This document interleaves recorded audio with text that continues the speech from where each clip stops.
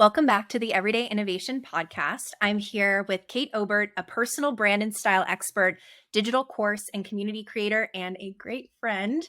I'm so happy to have you here right now, and I'm looking forward to our conversation. So I'm thinking we should start with a couple of fun warm-up questions. What do you think? Yes, I love that. Thank you for having me. I'm excited to dig in. Of course, of course. So, the one thing I love to ask all of my podcast guests, because I feel like we're always sharing resources with each other, especially as creator entrepreneurs, is what are you learning about right now? Or what are you reading? What's something you're kind of taking into your skill set or into your knowledge bank right now? It's a great question. So I would say there are two things. One would be I am currently taking an AI course and we're learning all about, of course, Chat GPT, but all like so many other different platforms that we can utilize within our brand and business and honestly even our life to make it more efficient, to save money, cut costs, things like that. So that's been really cool and just really eye-opening. One, like just to give you an example, one particular program that I just found last week is this one called like video, or it's like vidyo.ai. And what that does is you take a long form video content like this, you upload it, and then it'll automatically find the golden nuggets and splice it out and like put the two different people on like top and bottom and then have the captions on it and it's branded. It's just unbelievable and it's so fast. So that is one thing that I'm learning. And then the second thing would be I'm reading a book called Fascinate. And that is what it's been a very interesting read where I didn't really know what to expect, but it's just talking about how I wish I had it here so I could read it to you, the little like tagline for it, but it's talking about how, well, for one, we kind of use the word fascinate incorrectly. Fascinate Mm, is to, I think she had said it's to bewitch where other people are powerless to resist or something like that. And yeah. it was just so cool and just talking about how we can utilize that with our brands and just ourselves because everyone is always persuading or selling something and not necessarily bad or just, in life. And so how can we position ourselves and our products and our brands as something that is fascinating to other people? So it's been a cool mix. I love that kind of combo of you have something, and this is kind of how I consume a lot of information, like things that are maybe sometimes like a little bit more like technical or systems oriented. And then you have something that's bringing out kind of like, I call it like the witchy creativity aspect and like the Yeah, that's story. interesting. I didn't really think that I was doing that, but that's a good, yeah, very well rounded for your brain. Yes, totally. You're hitting kind of both sides of the brain, kind of finding those like middle points, and you're probably unintentionally making connections between those things. That's why I Yeah, love yeah. the- reading or consuming things that are very different, kind of in not in sequential order, but like at the same time. So I can Mhm. start to like almost like cross pollinate ideas, which I'm Yeah, sure happens a whole lot, like in branding, personal branding, all of that. yeah, yeah, definitely. You gave me a card set and I have some questions here that I kind of pre-vetted. I have some here. I'm going to let the universe decide on which one we get I love it. today. But I'm going to go through, I'm going to shuffle these right here. I have like 4 or 5 of them. And then I'm going to see what we get. Oh, Okay. perfect. I know. I thought I saw these cards and I was like, Jordan needs to have them. This is so on brand for her. I love it. I love the spontaneity of it. I feel like it takes you in a different direction than maybe you would have, or maybe it takes you in the perfect direction to go into Mhm. something that you need. And I just love to see what comes up. Yeah. Oh my God. Well, this is actually really, really awesome. Well, it's what environments allow you to feel most creative? So I would say in order to evoke that creativity in yourself, first choose a place and an environment where you feel safe. So for me, and so I'll answer these kind of in tandem actually. Okay. So for me, I have always known that being in California, I'm not originally from California, but being from California is the first place that I've actually felt like home. I Mhm. didn't really resonate with where I grew up. it never really felt like me on like a soul level. If that makes sense. And so coming out to California where people think really big, there's so much opportunity. It's so expansive. There's so many different styles that are juxtaposed between the ocean and the mountains and things like that. And I've been very drawn to palm trees. As you can, people who are watching, you can see in my video, I have palm trees. And that's something that even I think it was probably last summer, it really sunk in with me where I was like, I was nervous. I was at a music event and I was getting a little anxious. And I had looked over and I see palm trees there. And I immediately felt my body and my energy just relax. I was like, Yeah. huh, that's interesting. Like I made that connection. I always kind of knew it. And I had palm trees all over my house. We live in California, whatever. But I didn't really realize that that was a connection piece that made me feel safe.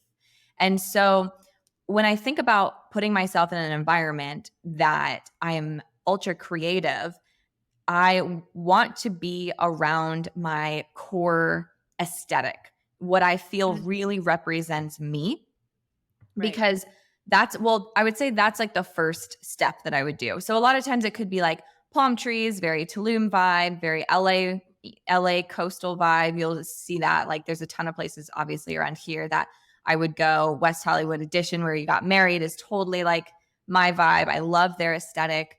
Love Um, it. Yeah. so that I would say would be my first course of action. And that would be, it also kind of depends on everything it depends. It kind of depends on the content too. Right. So Right. that would be one. But if I want something where I really need to think differently, I'm going to Mhm. keep the same values where I want elevated. It's going to be, a little bougie. It's going to, you're going to have that same level of value of what you care about, but I would choose something that is not palm trees, something that is so opposite of what my normal style is. So it almost jolts me out and brings up a Right. completely different type of creativity. So that's what I would say. It depends on first, like what type of creative, but then there's two different sides, a safe side and a intentionally put yourself in a place where you kind of feel like you don't belong or kind of is Yeah. different. So it like sparks something else. That totally makes sense because a lot of times with people will talk about different kinds of practices, and usually the best thing to do is have a space that grounds you, right? Because you Mhm. have to be grounded to be able to do anything. Like you said, the safety and creativity, like how your brain can't think creatively if it's in a survival Yeah. mode or it's in a mode where it feels like it's still trying to do basic problem solving. If you're in that sort of a space, then you probably do want to be somewhere Mhm. where you feel a lot more grounded, a lot more safe, a lot more seen. And I understand the whole California aspect because if you're in a place that doesn't kind of resonate with those values, you're going to feel like an outsider and you're going to have that kind of almost survival mode of like, I need to hide this or I need to mask Yeah. that, or maybe I need to, and you're subconsciously doing it because it's just how we Yeah. You're are. going to be filtering things out because you're worried what other people might be thinking. And yeah.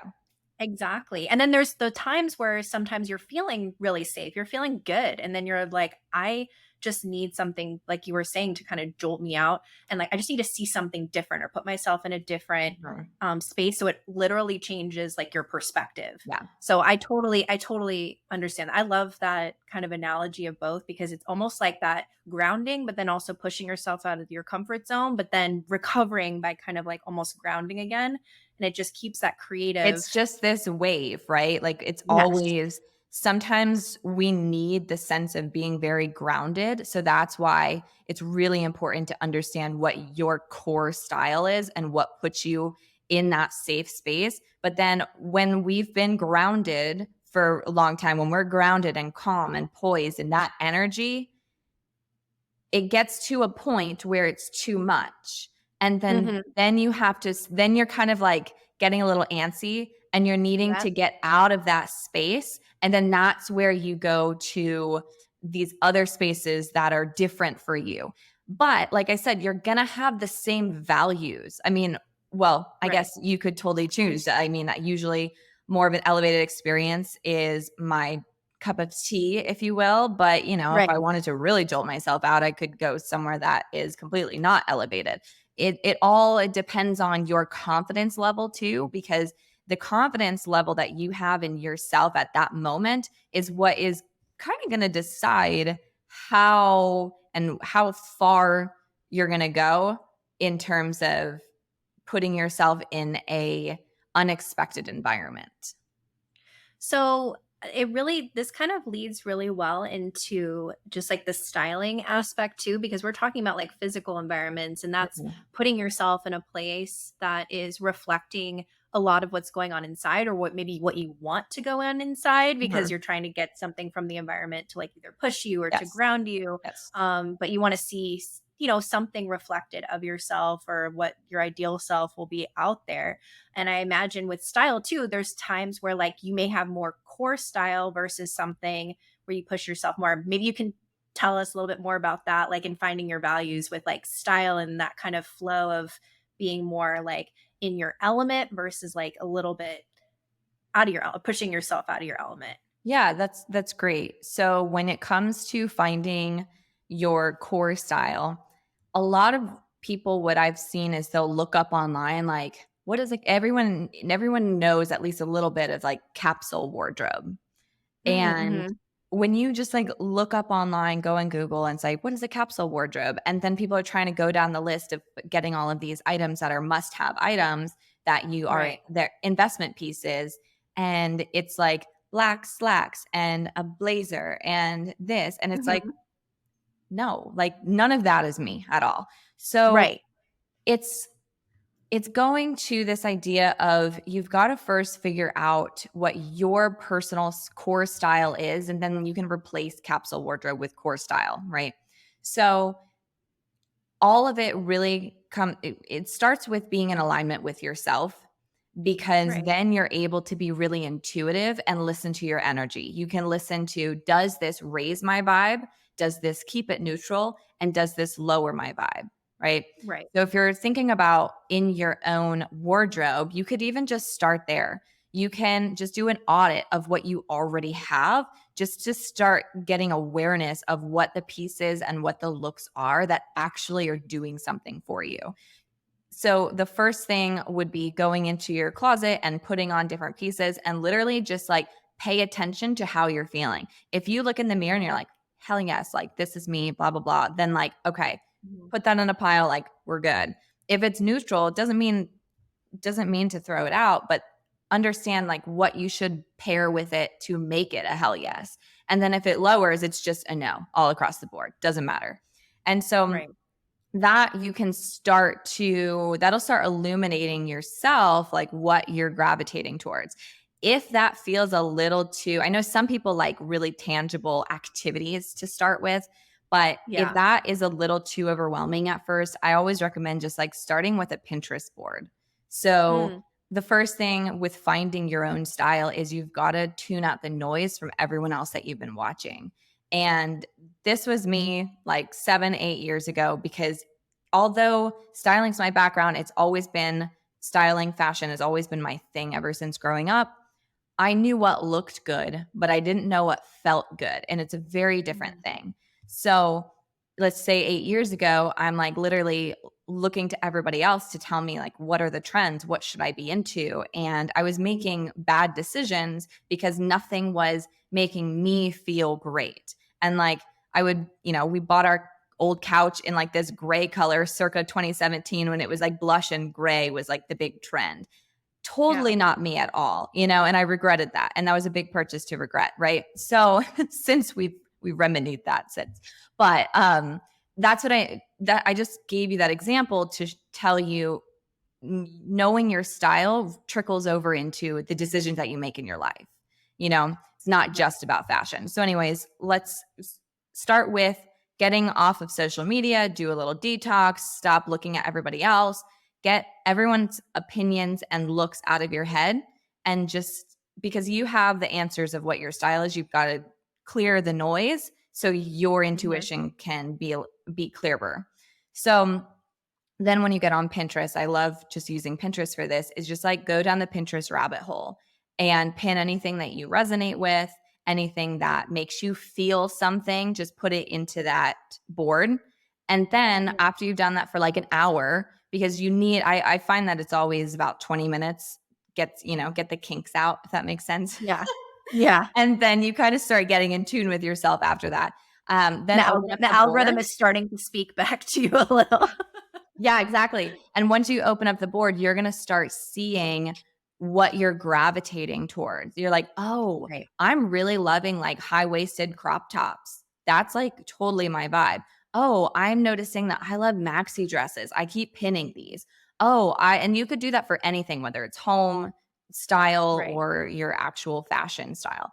So that is what I would say to the starting point, is just to get the awareness of what you actually like. It starts by tuning people out and then just really allowing yourself, going back to what we just said about creativity, like go into a safe space of yours and just feel comfortable, feel grounded, because that's probably where you're at. If you're struggling with knowing what to wear, what pieces to get, things like that, you're probably at the point of you need a little bit of grounding. So get in your safe space, get in a place that makes you feel really good. Maybe it's like the hotel downtown that you just love the vibe.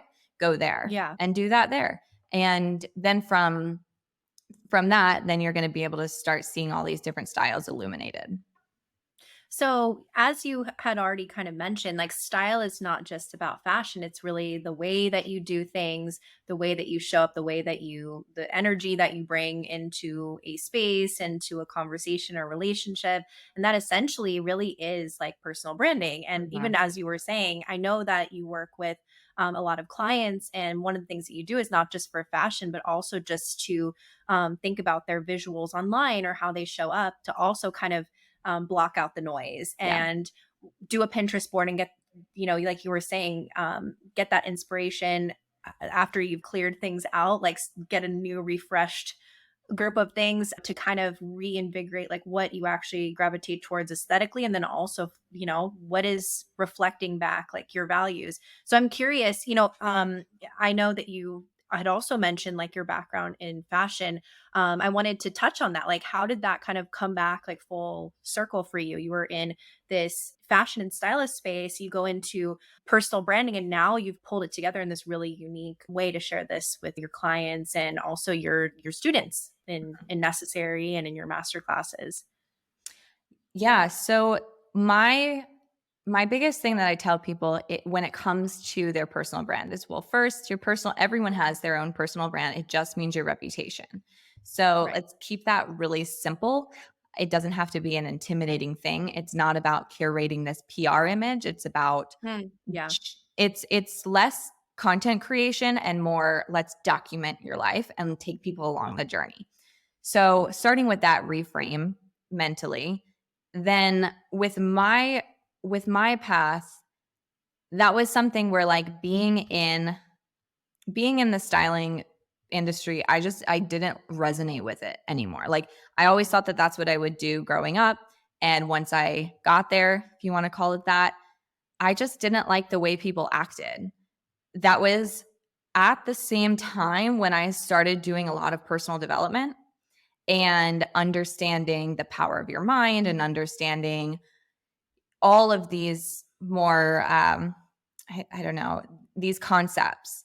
And I felt that the energy of the industry was pulling me down Yeah. versus feeling expansive.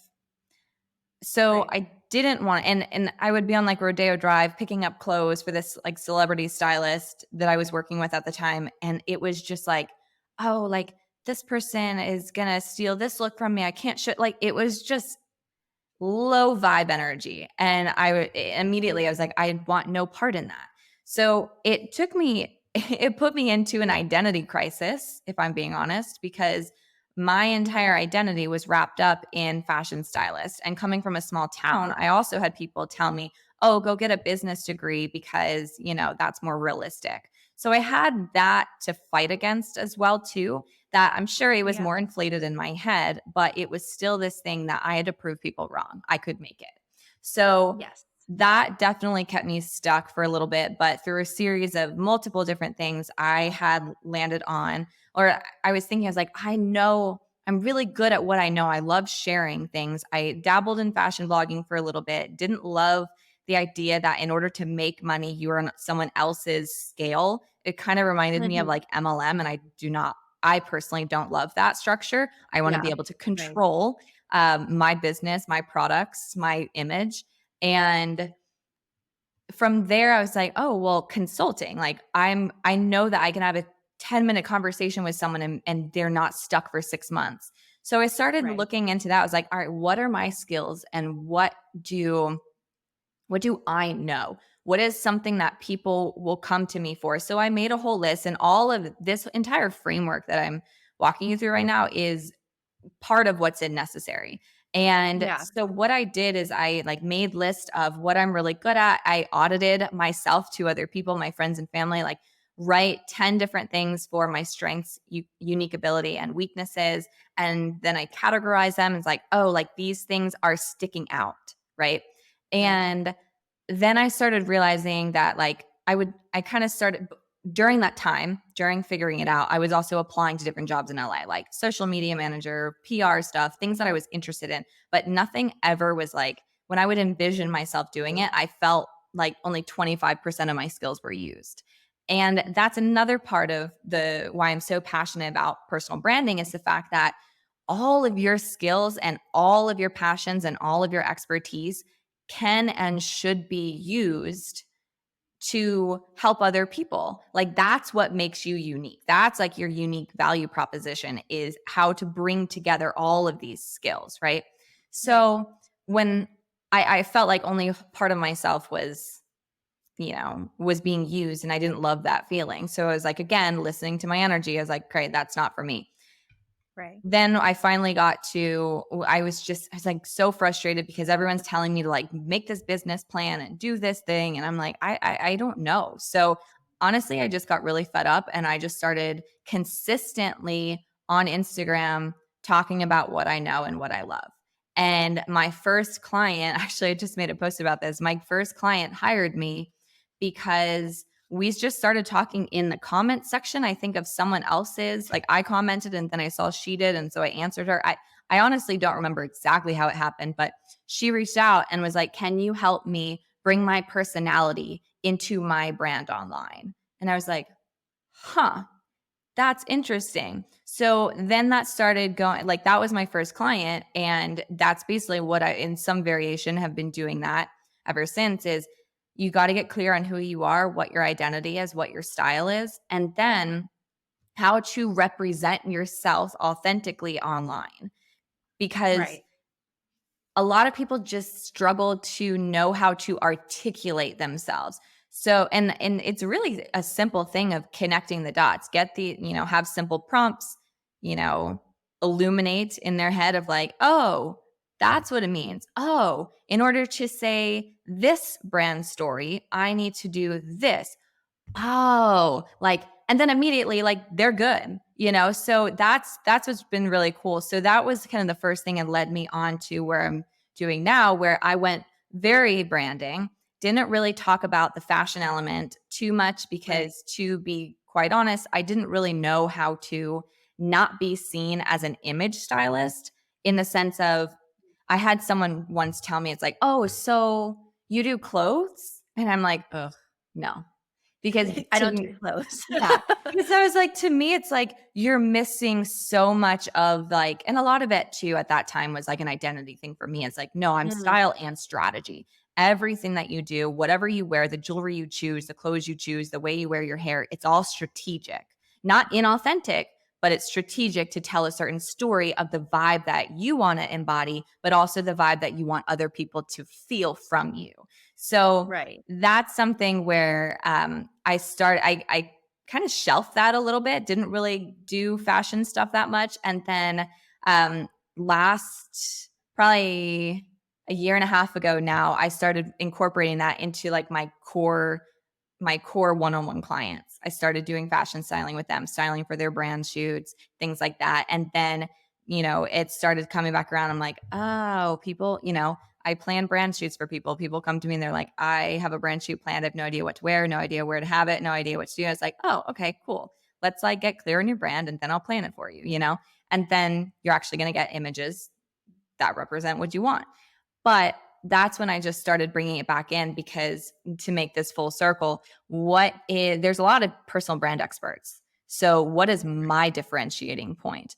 My differentiating point is this like 360 approach to your style, meaning your fashion, but also the style that you do things, the style that you are seen online. So I have three different components, like digital. So your digital presence, someone Googles you, what comes up? Obviously your website, your social, what is that customer experience? Does it represent you in all the angles?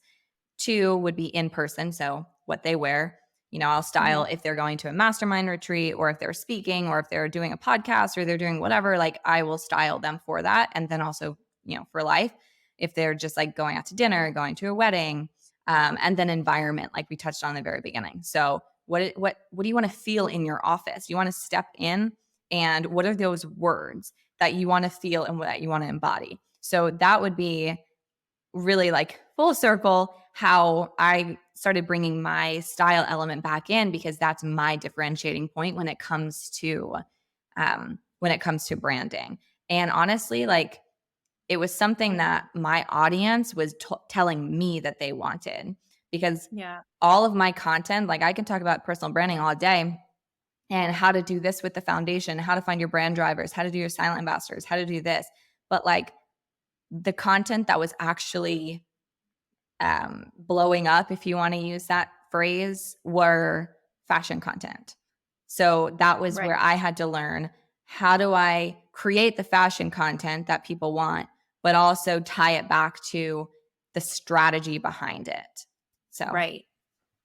Yeah, no, that makes a lot of sense, because really what branding is kind of that co-experience of you showing up in a space and your audience or your potential customers, your new relationships, they're experiencing you too. So it's like it's their experience and your experience, and like mhm, where you're meeting there. And you literally are talking about the digital meeting place, the physical meeting place, in person. yeah, So you really are creating like a brand experience that I feel like a lot of people aren't really they're paying attention to it when they need to. yeah, So like, okay, so yes, I'm going to this specific conference, or I'm speaking on stage and I need to look a certain way or present mhm, a certain mhm, way, or I'm doing this online. So I need to make sure that I'm doing this.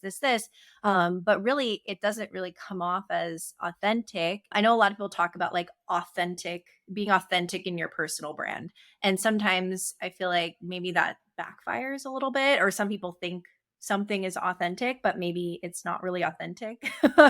I wanted to get your take on kind of like if somebody's showing up and they're starting to build, they want to be strategic, but they don't want to like kind of box mhm, themselves in too much. They want to be authentic, but they want to also, because there's some things that you don't need to always share with people. Or maybe there's something that you do want to share and maybe you're not quite mhm, there yet, but it's okay to share that because you're getting there. yeah. How would you advise somebody who's saying, I want to show up as authentic, but I still want to keep, some strategy there? The first thing I want to say is that when you said that people care about it when they need to care about it, such as a speaking Yeah. event or a mastermind Yep. event, the disconnect happens when they don't feel like themselves, because Right. energy doesn't lie. And so, like I mentioned for myself, like 8 years ago, right? In that spot of, I've always known what looks good. I've always been that person that everyone came to for style and fashion. I I know what looks good, but I didn't know what felt good for me. And Yeah. so that is the step number one that I work with clients is, let's get you into alignment with who you are and figure out what your style is. So then you can choose, like, yeah, I might choose, or I will choose all of the outfits at first, but I'm teaching them. And like I said, it's just like connecting the dots for them. So once Yeah. they get it, and then they can do it themselves. And then most of them just hire me to do it because it's more efficient for them. But that is the first thing, where if you're speaking, you could go pick out a fabulous outfit on Revolve. But if it doesn't quite feel like you, that's the Mhm. problem, because the energy is going to be disconnected. So that's the first thing. The second thing, let me remember, the authenticity. Mhm. So it's kind of in the same vein, because authenticity, it's hard because we hear that word a lot. And it is now a buzzword. And whenever people say the word authenticity or authentic, I feel a lot of people who have been hurt by other people where they thought that other person was authentic and they weren't. They were just playing a Hmm. game. That happens all the time. It's happened to me all the Right. time. And or it used to. Don't align with people like that anymore. But Yeah. I've definitely been, what's the word, like catfished into this whole idea of Yeah. they had a PR image of making them seem like they're authentic, but they're not. And that's the tricky part. But Yeah.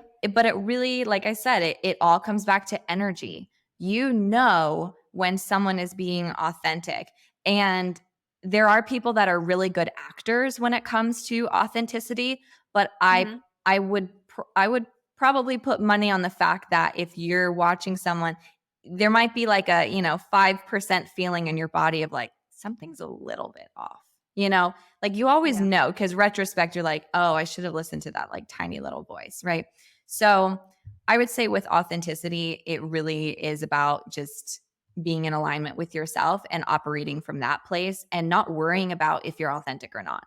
Because if you have to ask Right. yourself, am I being authentic? Then there's You're some kind probably of not. disconnect. So that brings me to my next point of what happens when you don't want to expose a lot of your life.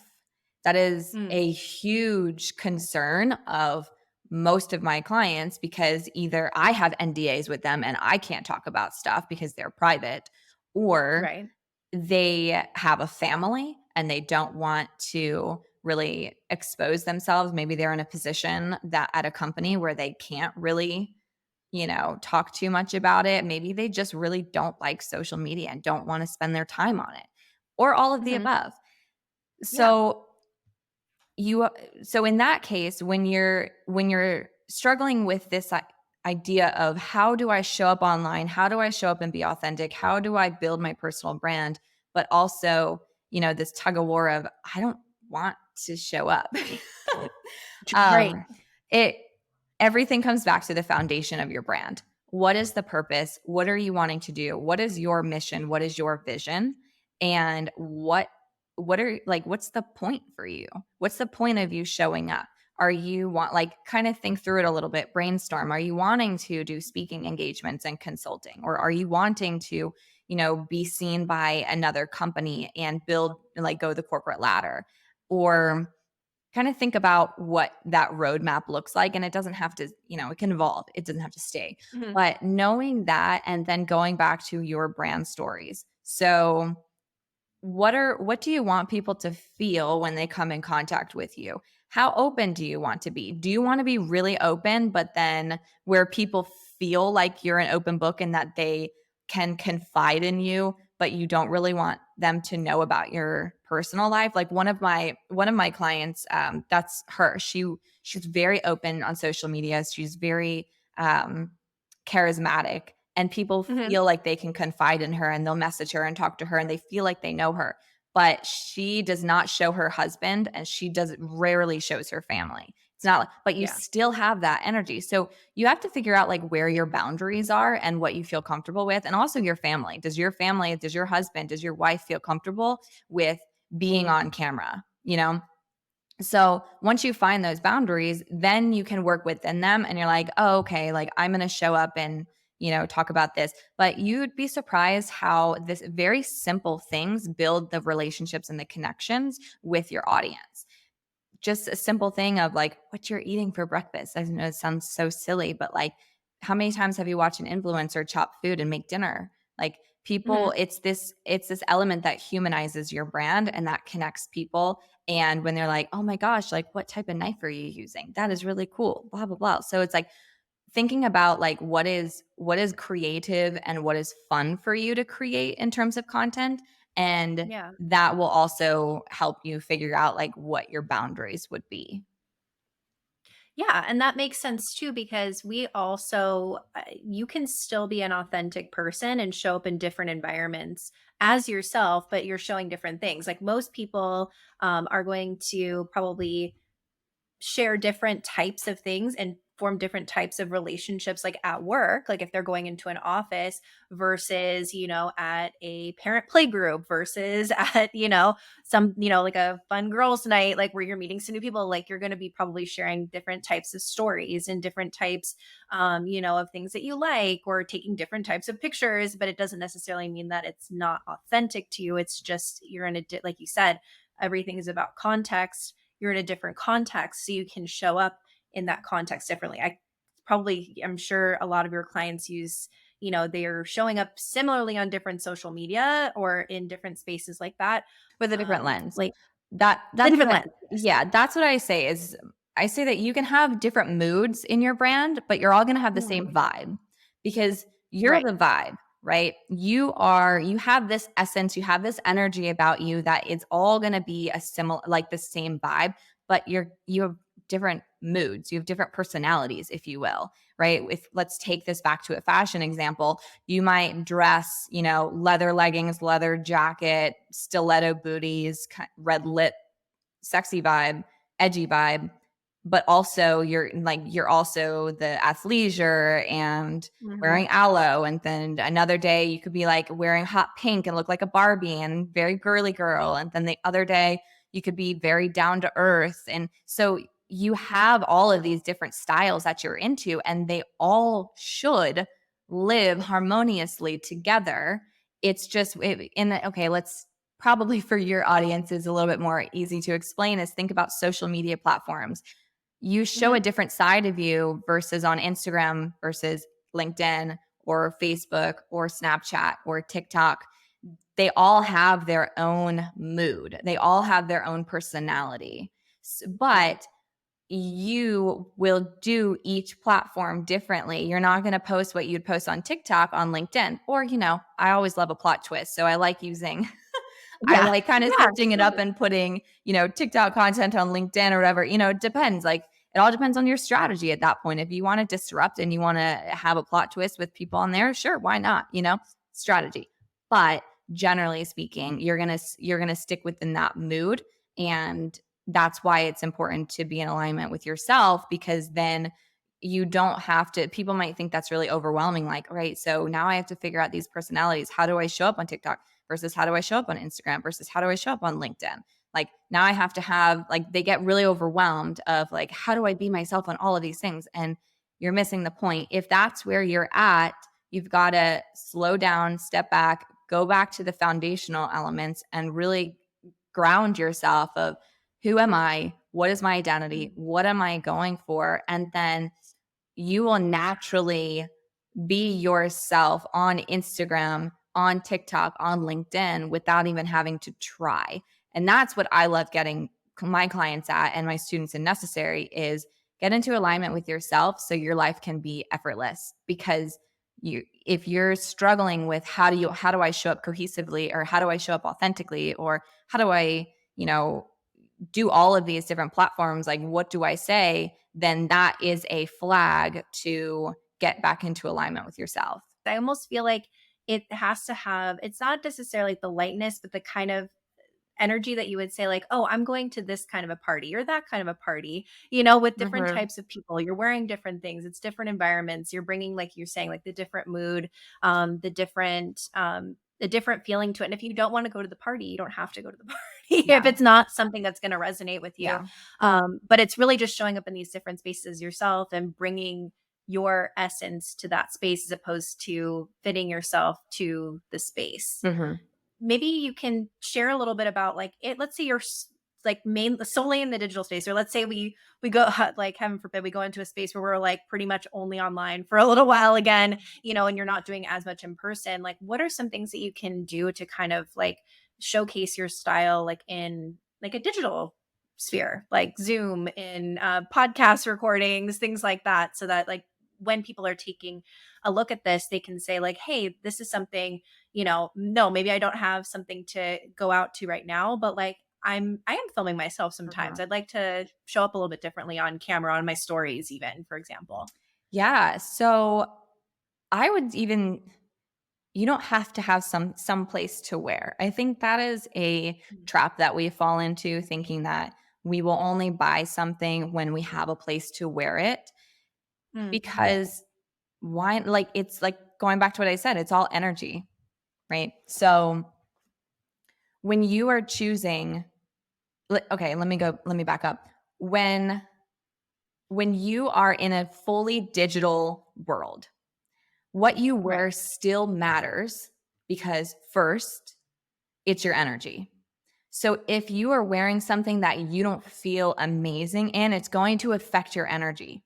And so you could be not even on camera and just behind your computer and talking with someone in chat, or maybe you are on Zoom, but you don't have your camera on because you're doing something else.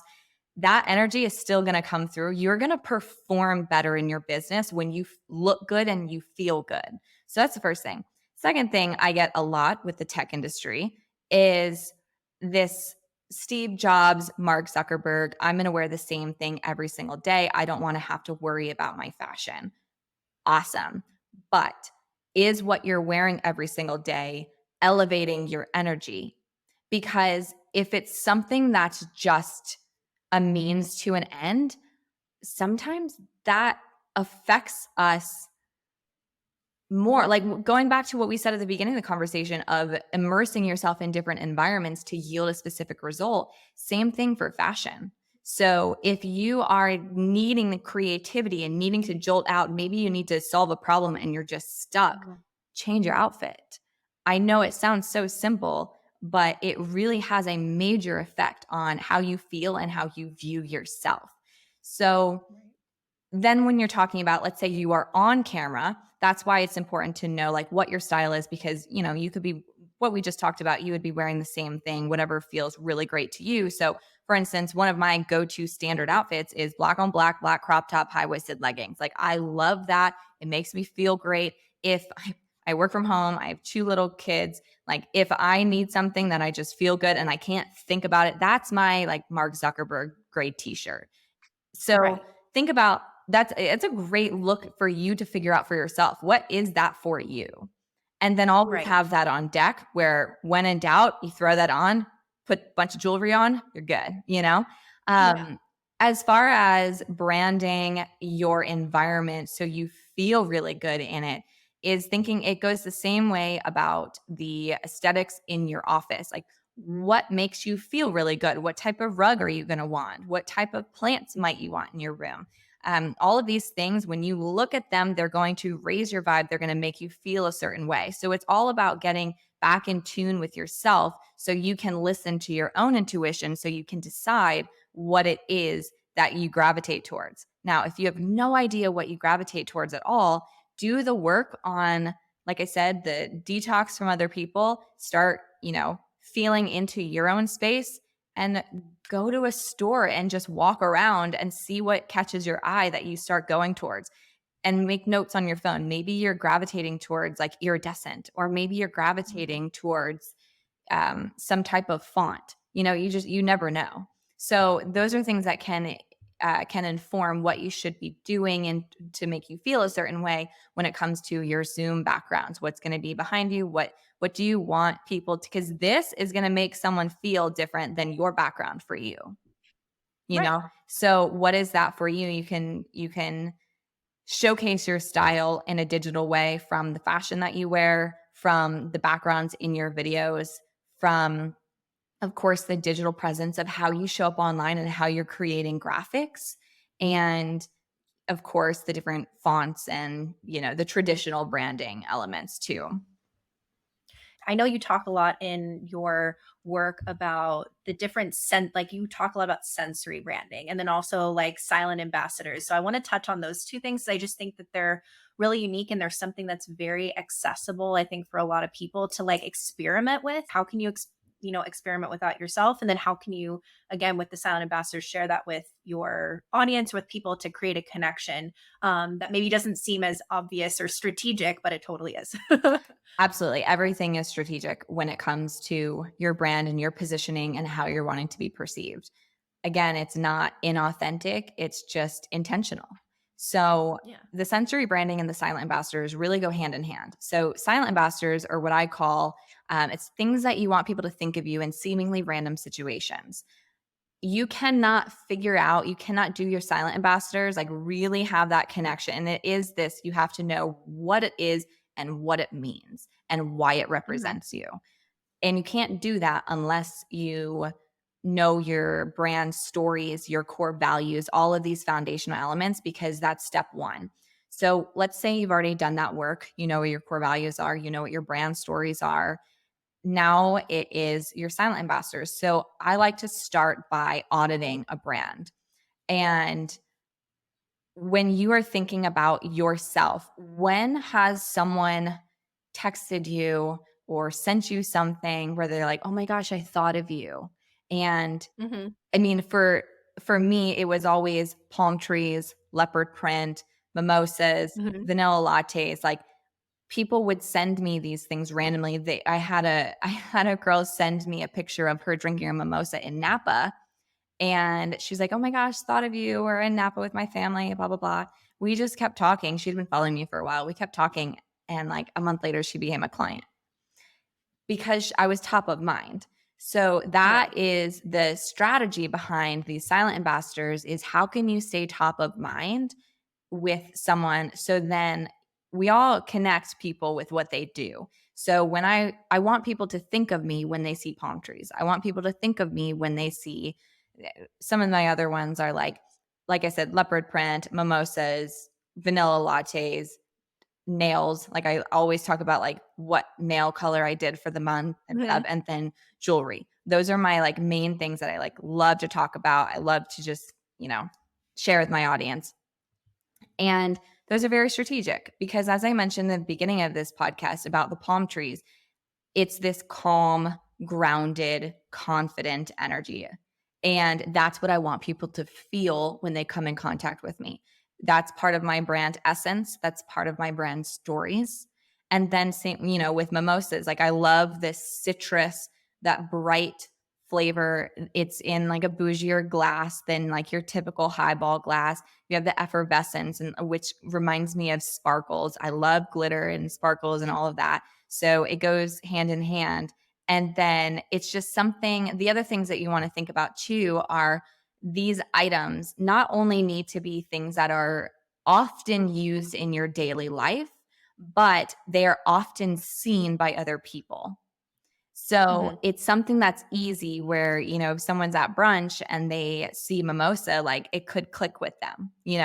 And Right. it could also be with like leopard print. They could be in Target and see a leopard print thing and they think of me. And so think of that for you. What's your brand essence? What are your core values and what are your brand stories? Now think about what are things that people have randomly sent to you? It's like, oh, I thought of you. Or if you don't know, start paying attention. And even start paying Mhm. attention for yourself too. Is there something around your house that you see often? You're like, oh, a lot of times you're not even aware of it until you are. And so then you start, once you have that list of items, then you can pair them up next to each other of the essence, the values, and the stories and be like, okay, what do it's almost like that game, where it's like the puzzle, you'd find the two Yep. corresponding subjects, and then you draw the line. It's Yeah. kind of like that. And you figure out what does this thing say about me and my brand? And once you have that figured out and it makes sense for you, then you go a step farther. How can I use this in my brand? So palm trees, of course, I could have one in the back of my Zoom videos. Like if I'm on Instagram stories, I'm walking outside, there are palm trees everywhere. With vanilla latte, I can talk about like one of my like I think my top reel is me making my vanilla latte because I have a very specific way I've like figured out how to make my homemade one that's like bomb. It's so good. That's like my highest one. But it's funny because then I'll just, take a picture of me holding it and it has my nails in it, has my jewelry in it, Mhm. has my coffee in it, and it's up against a palm tree. And now I don't yes, I'm intentional sometimes because I really like the aesthetic vibe, but a lot of times it's just it happens to check off all the like so many of the boxes because it's Mhm. just so natural for me that whether I was using them as silent ambassadors or not, the picture would still look the same. Does that make sense?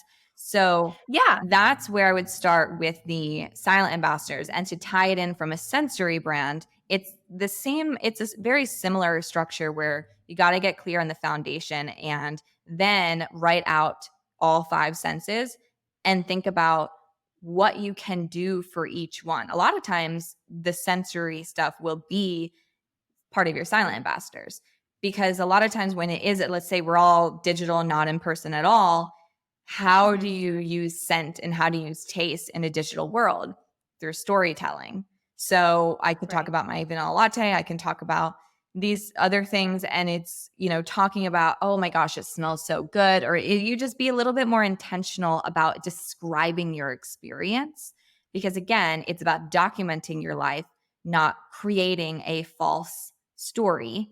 So then that should make it a lot easier for you. Because if you're thinking about it, if people are struggling with like, this all sounds a lot, how do I strategically do this? It's Mhm. a lot more simple than you're probably already doing it. Or in your life, you Right. definitely already are doing it. Now you just want to document it, and now you just want to be intentional, and you have to understand why you're doing something in real life, and then that will end up translating online. Yeah, and that makes sense because I think there are a lot of people who are like, okay, yes, I want to be strategic with my personal brand, but then also, yes, I love the content that shows a lot of these behind the scenes things are making a latte. What does a latte have to do with my business or something else? Mhm. But it is that touch point because you've already matched it to a core value. It's not making a latte because, hi, I like lattes, and that's literally the end of the Yeah. conversation. Mhm. This is tying into a specific story for me, or it's something that I do all the time and it's part of my like morning ritual, which is, Mhm. it has other things that I do because I have a business and whatever else. So it actually is never really like random or Never just because you random. like it. Yeah, And it's never random. even if it is something just because you like it, that's okay. When you're really in alignment with yourself, you will understand that nothing you do is random. It all makes sense Right. for your brand, whether you have the awareness of that yet or not. So, especially when you're first starting out on this journey of really figuring out who you are, what your identity is, what you gravitate towards, and how you want to articulate that to the world, give yourself some grace and literally post anything you want, because you, Yeah. through action, that's how you're going to create clarity. Because you could sit down and Mhm. do the exercise I just said about silent ambassadors and you're like, I don't know. And that's fine. Mhm. That's where I was. So I remember this is like 8 years ago, this whole thing. I remember you had said something to me where you're like, you just have to jump and you'll grow wings on the way down. And I was like, Yeah. what does that even mean? It's like Like, one of my that's such an favorite, annoying. one of my favorite entrepreneurship quotes ever. I think it might be Kurt Vonnegut. It I was, hope I'm not. I will like, it was the most frustrating thing for a type 3 on the Enneagram. If you guys are familiar with that, like, I Oh yeah, want a please plan. guys share your Enneagram because Kate and I will be into Yes, it. yes, Yeah. please do. That that did not make sense to me, because I'm like, how do you know what to do if you don't know what you're doing? You know what I mean? Like, how Right. are you supposed to Yeah, take yeah. these micro steps if you have no idea what you're wanting to? And this is like in my process of figuring out what I was wanting to do, what I was meant to do, what my purpose was, all the things. And so that, looking back, I'm like, oh, that makes a lot of sense. And so, how to bring that down on a micro level for you is, don't think, like, have this knowledge in your head just floating in there, just leave it. And then just post whatever you want on stories and don't even think Mhm. about it. Don't think about trying to be cohesive, because that's what's going to get you stuck. All you want to do right now is experiment and then get data, Yeah. and then it'll start illuminating things to you.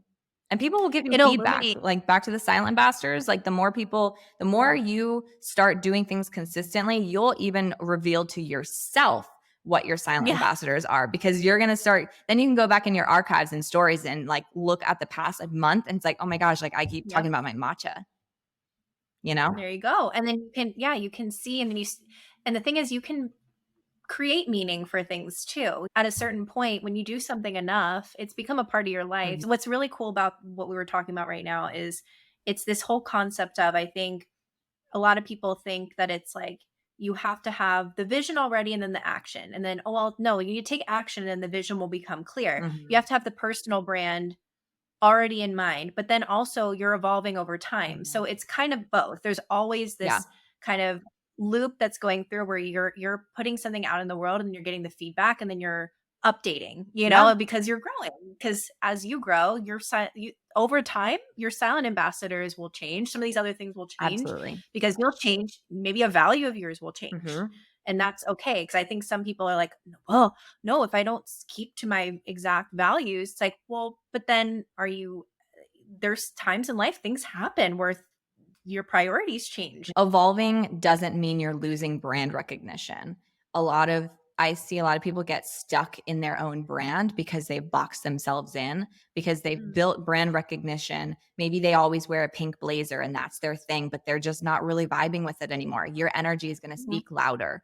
And so if you do not resonate with whatever it is, whether it's your fonts or your pink blazer, you need to pivot.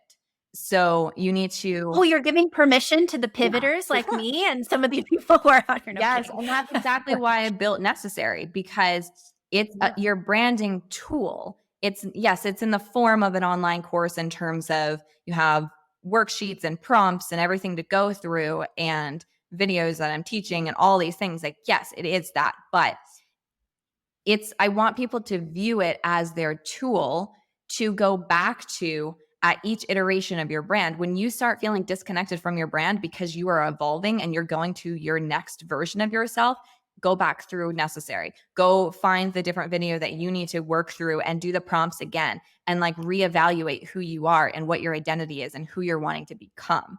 Because you nailed it on the head. You should not feel boxed into your brand or your silent ambassadors. Your values will change depending on your life experiences. So that is, like I said, that's the whole reason I built Necessary, because I kept seeing how I was evolving so quickly, because just ambitious people do. Your audience does. Your audience is going Right. to evolve very quickly because we're all ambitious in what we are wanting to accomplish. And because of that, your brand is going to evolve quickly. And so what happens is people will, if they don't really get clear on who they are and what their identity is, and if they don't really understand the personal branding foundation, what's going to happen is they'll pay for someone else, a web designer, to create a Mhm. aesthetic for them. And when they get it back, they're Right. going to feel amazing. But in 6 months, once they evolve, they're going to be like, oh, I don't resonate with this anymore. But they spent a ton of money on it. So they feel like they have to keep it. And then they're going to get stuck. So that Yeah. is when you are learning how to articulate yourself and your style, you will be able to evolve over and over and over and give yourself permission to pivot when it feels good. So the whole idea with Necessary is how to get into alignment and how to stay into alignment. And when you start feeling disconnected again, because we talked about it's this roller coaster, when you start feeling disconnected again, that's a good thing. That means you are on the cusp of going to that next level. So you've just got to revisit, who am I? Where do I want to Mhm. go? And that's what Necessary helps you do, like over and over and over. Cause that's what I kept seeing is there's nothing to help prior to that. Why I built it is like, there's nothing to help you when you feel like you've made it. Finally, I'm here. And then all of a sudden you get disconnected again. It's like, geez, what do I do now? I just went through this whole process. So it's consistently keeping up with it. And it gets easier over time. The time collapses and it becomes more efficient. And you start recognizing these things quicker and you know how to evolve quicker, but it still happens. Well, and essentially, you're really kind of allowing people, because I'm really into like life and venture design and systems design, and I don't really I think a lot of people think of systems as like these rigid structures or that it's like automation or Uh-huh. any of that sort of stuff, but really a system is just it's this flexible framework that you can work within, right? Mhm. So you like necessary is not so much just like, oh, here's a course, let me teach you, XYZ. I mean, it's Yeah. great because it can give you that background if you need it, but you have that system that's already in place that someone can take it and at different seasons of their life Yes. continue to utilize the tools because they're actionable things as opposed to just knowledge that you're gaining. The systems that you've kind of created here Mhm. really are allowing people to practice life design and practice brand Yeah. design. Same thing, one and the You're same. allowed to change that design over time. And what you keep doing is you keep going through those thought experiments. You keep laying it out. You keep putting those new elements in so that you Mhm. can continue to innovate over time and keep showing up as that next person, that next version of you without having to feel like it's disruptive. It's just Yeah. part of who you are Mhm. because you're already taking people on that journey and you have a safe, grounded space to Mhm. like work through that and not have to like overthink or worry about your judgment. You have your necessary really is kind of like a safe space and to experiment and do that. Oh, well, definitely. And that's part of it too, where I created a community with that because branding is not only how you feel, but it's also how people are perceiving you. And Hmm. so, as you're working through these different elements within your brand of going through your mood board and figuring out your aesthetics of the colors that best represent you at this time, the fonts that best Hmm. represent you at this time, the imagery, creating your, digital assets through Canva, creating your shot list, going through the styling aspect, how to represent yourself, all of these things I am teaching you, but I prompt people at the end to share their work in the community so they get Yeah. feedback on what they're creating in real time. So before create all of these graphics that might honestly fall flat to your audience because what you're trying to say isn't quite being received. I don't want to go the mile of creating all these graphics only to find out that they're not landing the way that I want them to with my audience. Yeah. So what you're doing is you make your mood board, you talk about you post it in the group and people will comment of, you can just ask, how does this make you feel? What are the adjectives and emotions that are coming up for you? How does this, and then you start using these things and everyone is connecting each other's dots of, oh my gosh, I didn't even notice that I kept, you know, putting high ceilings on my mood board. That could mean you're wanting an expansive feel, so all of these things, it's really interesting to have that community as well, because yes, it's a safe space, but it's safe space to experiment and get feedback, Yes. so you're collapsing the amount of time so you don't create all this stuff only to find out it's not really resonating and then have to start all over. You're going to be able to get feedback every step of the way. And just for like I know my community in general, this is a very it should be a very familiar topic in building in public as a lot of people build in public for their products or Mhm. they're sharing their business and they're sharing maybe some of their personal brand, but it's on the very, very, very outskirts. But I would kind of challenge you to take some of like Kate's um, you know, prompts here and whether you're doing it in necessary, you're doing it out in the world. Like if you're on Twitter, whatever it is, Mhm. where you're getting maybe a lot of feedback on your stuff, like ask people. Yeah. It's okay to ask people what they're perceiving. And if you're doing it in a way where you're opening that dialogue, you're going to get so much more feedback that you can use that's like helpful because instead of having to guess about what people are seeing or feeling, you can just ask because sometimes like we all miscommunicate at some point, right? Or we all overthink something and it comes off differently than we actually meant it to, or maybe there's things that we're just almost letting we'll get a lot of resonance with something and it's because we were very authentic, but Mhm. then that's really as far as we take it. We don't take it any further and say like, hey, what do you guys think about this versus this? I hope that more people will start doing that. I think maybe because it is so personal, it's a Yeah. little scary, but I hope some people can find that vulnerability that's actually a probably a builder of your personal brand so much more than if you're trying to hide that process and keep Yeah. that in the back rooms. Mhm. Yeah, definitely. So I wanted to talk about this is going back, this is circling back kind of to the AI and then also Yeah. some ambassadors. I wanted you to show your cards because Oh, yes. I have one of them right here. So if you need Yeah. a So visual. I have some here. So Yeah, I'll have you show it 'cause I think I got a pen mark on one, so I'm not gonna ruin you're good. the vibe here. So these are my business cards to, I don't know if you want me to tell the story right now, but this is what they I look would like. no, I would love you to because this also ties back into you were talking about AI too, and I Mhm. love the way that you utilize this in your creative process. And you know me, I love to dig into a creative Yeah. process, especially when there's like some tech and some like self involved, you know what I mean, where you're putting a lot of your creative expression alongside tech. So I'm Yeah. And excited. yeah, they're Tell us working about it. working together. And then this is the back of one of them, right? So I have a mood board here. Whoops. And then how do I do? Yeah, mood board here. And then it has a name, has a vibe here. This up here is one of my favorite quotes. It says, "Be the energy you want to attract."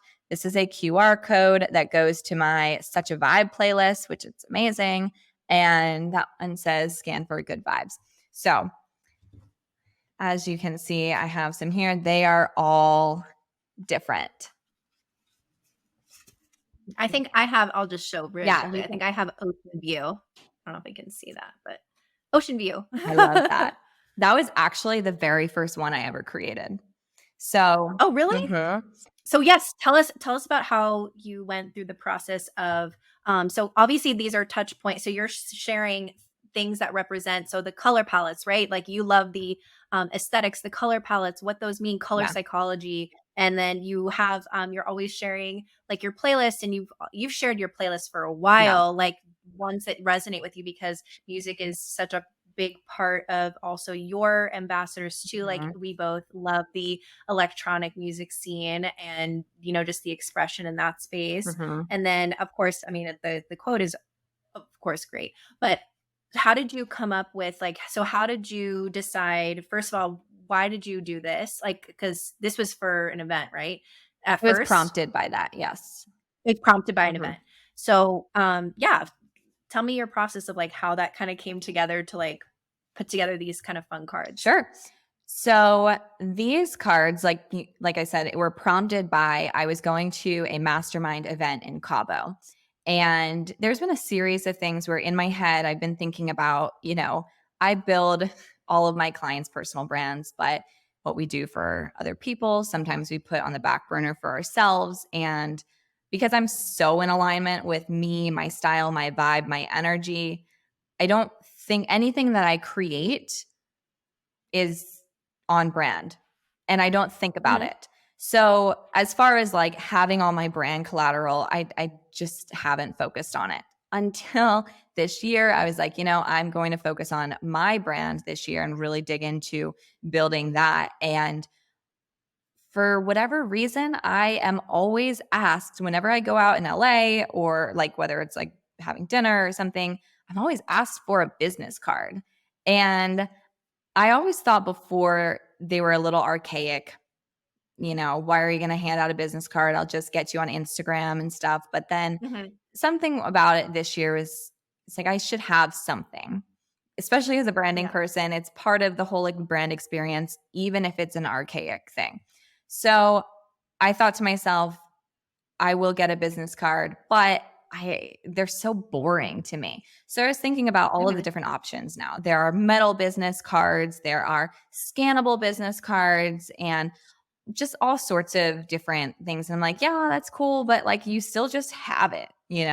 And I actually talked to this founder that I'm an advisor on his company, and it's in the crypto tech space. And I had mentioned something about business cards, like the tap one. And he goes, anyone that comes up to me and wants to immediately tap and send me information on my phone is a hard pass for me. I was like, oh, Mhm. interesting. Just I'm not in that industry. I'm so like, oh, okay, this is cool. But so that was the first thing. Like, Right, or you're like, "Oh, it's ease or efficiency," but then there's, like, the there's this aspect of, security like, thing. It's not just, yeah, I'm not yeah. in that. I'm not in that industry so much that I think about that. So going forward, I was like, I need something. So I'm thinking about it, and it's when I had first started using Chat GPT, and I was thinking about I just need someone to brainstorm with me.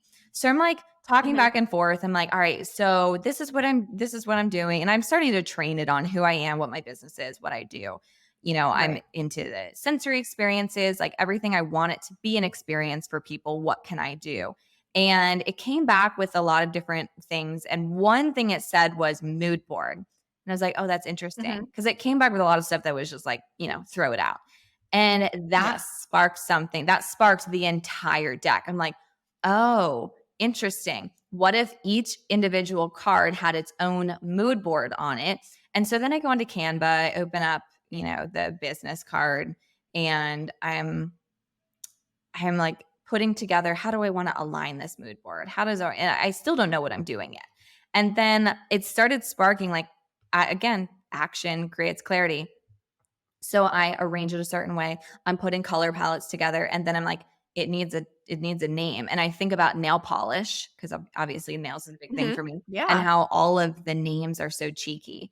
And so I was like, oh, that would be fun to have like some type of cheeky name for it. So then I would go into chat. I would create these mood boards already. So at this point, all of the colors are in.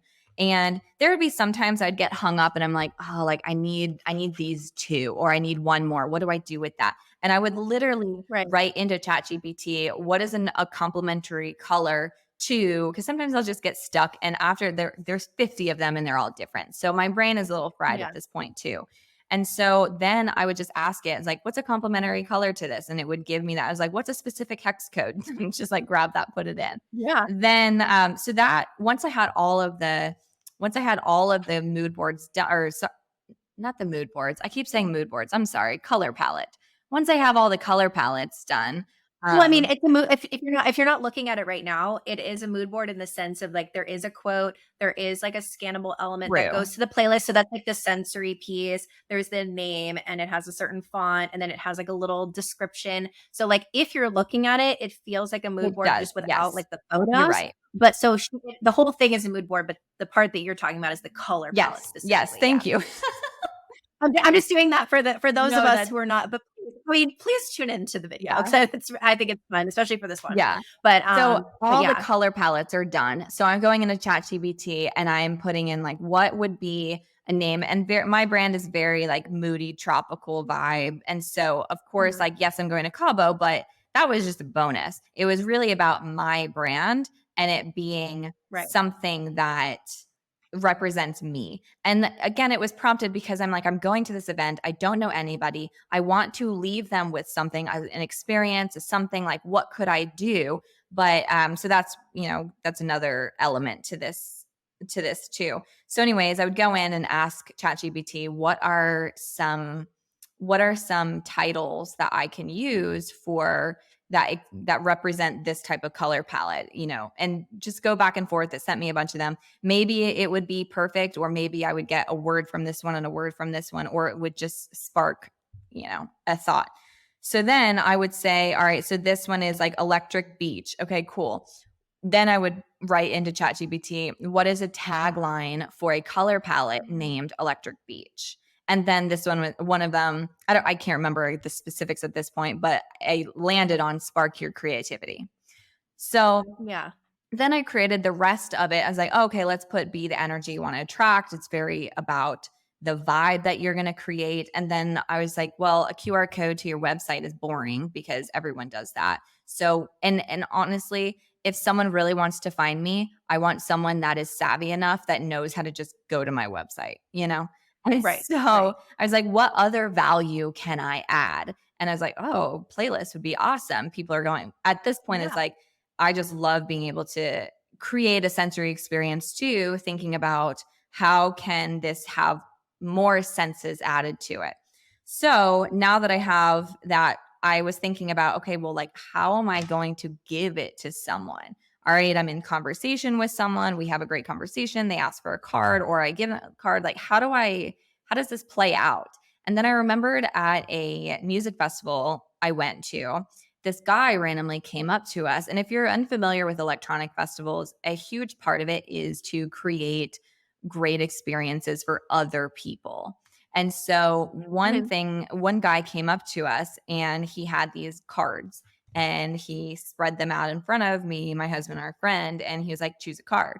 We're like, oh, this is interesting. Okay, cool. So we choose a card Yeah. and then he vanishes. But then they were affirmations. So whatever card Oh, that you choose is meant for you. So again, full circle to even this conversation in the beginning of the podcast, what you did, it is whatever you choose is meant for you. So I use that as an experience for someone. So no matter where I am, I always have at least 3 business cards. I'll have more because who knows if I meet multiple people, but I always want to present right. people with 3. And so I will spread them out and let people choose whichever card that they want. And whichever one that they choose is the vibe that they're to tap into and what they are wanting to like, something that something that they want to tap into. So for this one, it says sunset serenade and ignite your creativity. And I kid you not, every single time someone pulls the card and they see what they get, they're like, oh my gosh, this was meant for me. I was just doing this. I was going to this. I was needing this. And they'll tell me this whole story. So you have this deeper level of connection. And it's just fun because, Yeah. again, like this would be awesome for someone to literally just put on their desk on this side, on the color palette Mhm. side. It does not have I didn't want anything to be branded to me at all on that side because I wanted it to Yeah. be something that they could feel an emotional connection to and that they could have it on their desk and be reminded of something. It's just how like, with crystals, you have crystals are beautiful and you love connecting the idea of what it stands for to keep you intentional. So it's kind of that thing like Right. this one is Fiesta Frenzy is what this one's called. And it says heat up your style. So Yeah. something where it's like you could put that on like a bulletin board or you could put that on your desk for you to just like relive that experience. And so that is, that's the story of how I created these. And now I will go on Instagram stories and just, spread out 3 cards, put 1, 2, 3, and then have a poll that says choose your vibe today. And then it's just this interactive story that really builds a deeper connection. And so many people have been like, oh my gosh, like these are so cool. But it's not only representing me and my brand, but it's representing what I do for clients in terms of Right. we would create something like whatever it is for you, because that's the whole idea. I don't want people to try to have my vibe and my style. Right. I'm here to help people figure out what their vibe and what their style is, help them get into alignment with themselves. So then you can create what are your business cards look like for you that represent your stories. You're actually modeling the part of the brand that I feel like a lot of people, I don't want to say miss out on, but you're modeling the interaction with the other person. You're taking into account this is my personal brand, this is my personal brand for Jordan, Mhm. right? So like I got this card, right? And I have the one that I chose, it's like I'm like, "Oh, it's fate, it's kismet. I have Mhm. this Mhm. card and now I remember it and this is my connection to Kate." Mhm. So what you're doing too is you're also showing somebody, look, it's not even just like I can make pretty things or I can make pretty things that represent you. I can make pretty things that represent you, but then you can share that with someone else and the other person will actually receive that and make it feel like it's an invitation for them too, Yeah. Yeah. actually. And it's all positive. And that's what I want. Again, like what I want people to feel with me is I want them to feel a very grounded, positive, fun experience. And that is part of it as well. So taking people through this experience so they feel good. And like you said, that they feel a connection to whatever they're getting and that was meant for them. That's why I don't just give people cards. That's why I let them choose themselves. So they feel a sense of ownership in it as well. And that's where the strategy comes in too, where if you're thinking about the marketing behind it is I you feel a stronger connection to something where you feel somewhat ownership in. So that's why Mhm. documenting your journey is great. That's why building a brand in public is great because you get this interaction and you get this feedback from people so your audience feels invested in what you're creating. It's a Mhm. micro level of that. But then it's also something that's Instagrammable. So I want people to Instagram it. I want Right. people to put on Instagram, tag me and be like, "Oh my gosh, this is amazing." Like one girl posted it from the last networking event I went to, and she was like, "Oh my gosh, this girl gave me her playlist and she instantly became my queen," or something funny like that. And because she really resonated Yeah. with the music part of it. So there's different elements within the card that will speak to you. Maybe you are a very aesthetic person and it's the color palette that's speaking to you the most. Or maybe it's the actual title and the vibe. Or maybe it's the music. Or maybe it's the quote, because my people, it especially with the quote, be the energy you want to attract, it's really attracting a specific person, because someone who's not going to align with that, that's a huge value of mine. And my people, my potential clients, my potential customers are going to resonate with that specific quote, and they're going to Right. feel something, and they're going to, and a lot of people, let's say in business, don't resonate with the energetic side. And I have Mhm. found personally that if my clients don't, it sometimes is more difficult to work with them because your values are so off. So Right. that's a very good way for me to see if people are aligning with me in that way, and they kind of understand my vibe given all of the different elements on this card. So there's so many different layers to this. Yeah, I love that. And I hope that, people can also take from this too some inspiration so that if they're interacting with people online, or they're sending something out in their newsletter, their emails, or like if they're doing some one-on-one connections like in DMs, if there's Mhm. something creative that you can share that's a little bit beyond just a pitch or a hi there or whatever, you can have something fun and, start off a meeting with like a really fun icebreaker Yeah. instead of just, you know, diving right in, have something, nice to share and an experience that you can create in that moment. Yeah, So how can we it's bring more fun into the workspaces in our environment? And like you said, yes. it doesn't have to be something that you create. Just how you start the podcast with pulling the cards, that is very you. That is very on brand for you. And that is something memorable that someone would come back with. Like, it could be something where you're in person and you're doing a pitch and you start with that. So it doesn't have to be Right. something where Yeah. you're creating vibe cards like me. This is for me. This is what works for me. This is where, and even if you were to do the exact same thing as me, it's not going to work the same way for you, because Yeah. the layers to my vibe cards are layered into my brand and my brand stories and my silent ambassadors and how I work with clients and what I do with clients. It is so embedded in me that someone else doing the same thing, it's not going to resonate the same way. So that's why Right. it's so Yeah. important to know, like, what is your style? Maybe it is something that you create, or maybe it's something you find in anthropology, and like this.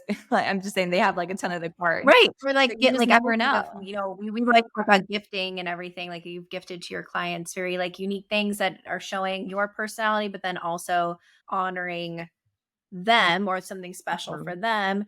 And you're putting it in a space where, people can again share that experience with you, even if they're not like in the same Yeah. space. And it all comes back Um, to understanding yourself, your identity, your style, and you'll be able to figure out what those experiences are for you once you do the basics.